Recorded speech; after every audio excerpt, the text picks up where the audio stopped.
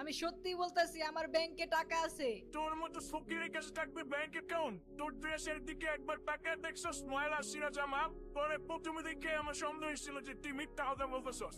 তোর মতো রাস্তার ছেলের কাছে কি করে থাকবে এই কোটি টাকার ব্যাংকের অ্যাকাউন্ট? এই ব্যাংকে শুধু বড়লোকদের অ্যাকাউন্ট থাকে। ব্যাংকের ম্যানেজার কিছুতেই প্রিমিসের কথা শুনছেন না এবং সে সিদ্ধান্ত নিয়েছে প্রিমিসকে পুলিশের কাছে ধরিয়ে দিবে, কারণ ফিঙ্গারপ্রিন্ট মেশিনে প্রিমিসের আঙ্গুল ম্যাচ করেনি। এরপর ব্যাংকের ম্যানেজার পুলিশকে ফোন দিতে যাবে তখন প্রিমিস বলে, আরে স্যার, আপনি কি করতেছেন? পুলিশে কেন ফোন দিচ্ছেন? স্যার, এমন তো হইতে পারে আমি ভুল আঙ্গুল দিছি, ডান হাতের আঙ্গুলটা কাজ করতেছে না, আমার হাতে তো কাজ করতেও পারে। স্যার প্লিজ আপনি আমাকে আরেকটা সুযোগ দিন।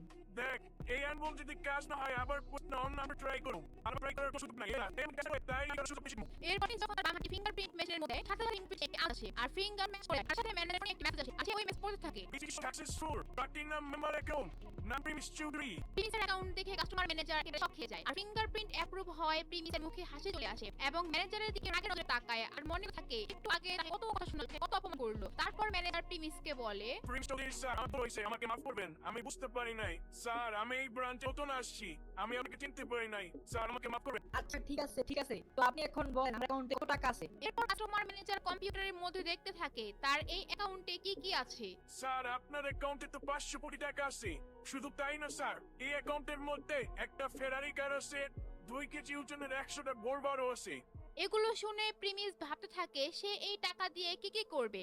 আর ব্যাংকের কাস্টমার ম্যানেজার তো একেবারে অবাক হয়ে যায়। মাত্র 20 থেকে 22 বছরের একটা ছেলের কাছে এত টাকা, এত সম্পত্তি। প্রিমিসের কাছে যেই টাকা ছিল সেই টাকার 10%ও এই ব্যাংকের কারো কাছে ছিল না। এরপর প্রিমিস মাথার পিছে 2 হাত দিয়ে বলে, আচ্ছা ঠিক আছে, তাহলে আপনি আমাকে একটা কার্ডের ব্যবস্থা করে দেন। জি স্যার, আমি এক্ষুনি আপনার জন্য একটা কার্ড নিয়ে আসতেছি।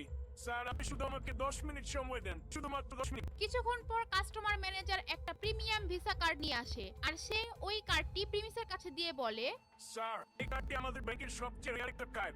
এই কার্ড দিয়ে আপনি আনলিমিটেড লেনদেন করতে পারবেন। এরপর প্রিমিস ওখান থেকে কার্ড নিয়ে চলে যেতে থাকে আর এদিকে ম্যানেজার ইয়াসমিন মাথায় হাত দিয়ে বসে থাকে। সে বুঝতেই পারছে না কি হচ্ছে ভিআইপি রুমে। সে ভাবতে থাকে প্রিমিস মনে হয় পাগল, না হয় কোনো ক্রিমিনাল, আর না হলে সে ডাকাত। প্রিমিস মনে হয় কাস্টমার ম্যানেজারকে বন্দী করে রেখেছে।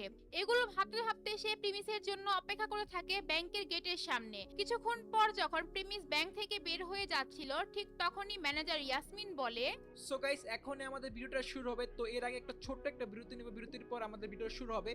সো গাইস, আমাদের গেমের মধ্যে আসছে 100% টপ ইভেন্ট। আর এই ইভেন্টটা যদি আপনারা নিতে চান তাহলে আপনারা এই হোয়াটসঅ্যাপ নাম্বার বা এই ইমো নাম্বারে আপনারা যোগাযোগ করতে পারেন। ও কিন্তু 100% ট্রাস্টেড অ্যান্ড ও আমার এক কাছের ছোট ভাই। ওর কাছ থেকে আমিও মাঝে মাঝে ডায়মন্ড নিয়ে থাকি, তো আপনারা চাইলে ওর কাছ থেকে নিতে পারবেন। তো গাইস, যাদের ডায়মন্ড লাগবে তারা এই নাম্বারটা সেভ করে ওকে মেসেজ দিতে পারেন। এই থামো, তোমার এত সাহস কিভাবে হয় আমাদের ভিআইপি রুমে না বলে ঢুকার? আমি তো আপনাকে আগেই বলছিলাম আমি এখানে টাকা তুলতে আসছি, আর কিছু না। এরপর ইয়াসমিন দেখে প্রিমিসের হাতে একটি প্রিমিয়াম ভিসা কার্ড। এটা দেখে ইয়াসমিন ভাবতে থাকে যে প্রিমিস আবার এই কার্ড ভিতর থেকে চুরি করে নিয়ে আসলো না তো। প্রিমিস এখান থেকে ভেগে যাওয়ার আগে ইয়াসমিন জোরে চিল্লিয়ে বলতে থাকে, সিকিউরিটি, তাড়াতাড়ি এখানে আসেন। এটা শোনার পর 2 জন সিকিউরিটি গার্ড আসে ওখানে আর ইয়াসমিন বলে, ও চুরি করে ব্যাংক থেকে ভাগতাছে, ওরে ধরেন। এরপর সিকিউরিটি গার্ড 2 জন প্রিমিসের দিকে বন্দুক তাক করে দাঁড়িয়ে থাকে আর ইয়াসমিন ভাবতে থাকে প্রিমিস ভিআইপি রুমে ঢুকে কাস্টমার ম্যানেজারকে মেরে কার্ডটি নিল না তো। আর এটা ভাবার সাথে সাথে ইয়াসমিন পুলিশকে ফোন দেয় আর বলে, স্যার, আমাদের ব্যাংকে চোর ঢুকছে, চোর আমাদের ব্যাংকে ঢুকে আমাদের কাস্টমার ম্যানেজারকে মেরে ফেলছে। এরপর ওইখানে প্রিমিসের হাত বেঁধে মাটিতে বসিয়ে তার মাথার উপর বন্দুক তাক করে ধরে রাখা হয়। আশেপাশে ব্যাংকের মানুষ ওইখানে ভিড় জমায়। ব্যাংকের কাস্টমার ম্যানেজার সিসি ক্যামেরায় ভিড় দেখে তার রুম থেকে বের হয়ে আসে আর জিজ্ঞেস করে, এই এখানে কি হইতেছে? এত ভিড় কেন? স্যার, আপনি পাইছেন? আরে, আমি তো তাড়াতাড়ি মরতে যাবো কেন? আর তুমি এখানে কেন শুরু করছো? কি সেখানে? এরপর কাস্টমার ম্যানেজার একটু দেখে প্রিমিস করে রাখা হয়েছে। এই কিসের কাজ? তোদের সাক্ষী বন্দি করছে কে? We are very sorry. ওনারা বুঝতে পারে নাই। ওদের পক্ষ থেকে আমি মাপ চাচ্ছি। আপনি জানতে চাইছিলেন না কে এই কাজ করছে? এই যে এই মেয়ে কাজ করছে। শুধু তাই না, উনি আমাকে বলছে আমি নাকি কার্ড চুরি করছি। এরপর উনি পুলিশেও ফোন দিছে আমি নাকি আপনাকে খুন করছি। উনি আমাকে ক্রিমিনাল আর চোর ভাবছে। ইয়াসমিন একদম ভয় পেয়ে যায় আর মাথা নিচু করে ফেলে। আর এটা দেখে কাস্টমার ম্যানেজার বলে, ইয়াসমিন, এখন যা শুনলাম এগুলা কি সত্যি নাকি? তুমি কে কাজ করছো? স্যার আমি আসলে বুঝতে পারি নাই, এখানে আসলে একটা বড় মিসআন্ডারস্ট্যান্ডিং হয়েছে। উনি জোর করে আপনার রুমে ঢুকে পড়ে, তাই আমি ভাবছি হয়তো উনি আপনাকে জোর করে কার্ড বানাইছে, পরে আপনাকে মেরে ফেলছে। কাস্টমার ম্যানেজার এটা শোনার পর ভাবতে থাকে সে নিজেই তো প্রিমিসকে চিনতে ভুল করেছে, ইয়াসমিনই বা কিভাবে তাকে চিনবে। তারপর ম্যানেজার ইয়াসমিনকে নিয়ে এক কোণায় যায় আর বলে, তুমি জানো ইনি কে? ইনি হচ্ছে চৌধুরী পরিবার ছেলে। তুমি তো জানো এই চৌধুরী ইন্ডাস্ট্রির কত লেনদেন হয় আমাদের এই ব্যাংকে। ওনাদের যে সম্পত্তি আছে চাইলে আমাদের সমস্ত ব্যাংকের শাখা কিনে নিতে পারে। তুমি জলদি পুলিশে ফোন দিয়ে বলো যে তোমার ভুল হয়েছে, আর প্রিমিস চৌধুরীর কাছে ক্ষমা চাও। আমি জানি না তোমার চাকরি বাঁচাতে পারবো কিনা। এরপর ইয়াসমিন পুলিশকে ফোন দিয়ে বলে যে তার ভুল হয়েছে, আর সে প্রিমিসের কাছে যায় আর বলে, স্যার আমার ভুল হয়েছে, আমি বুঝতে পারি নাই।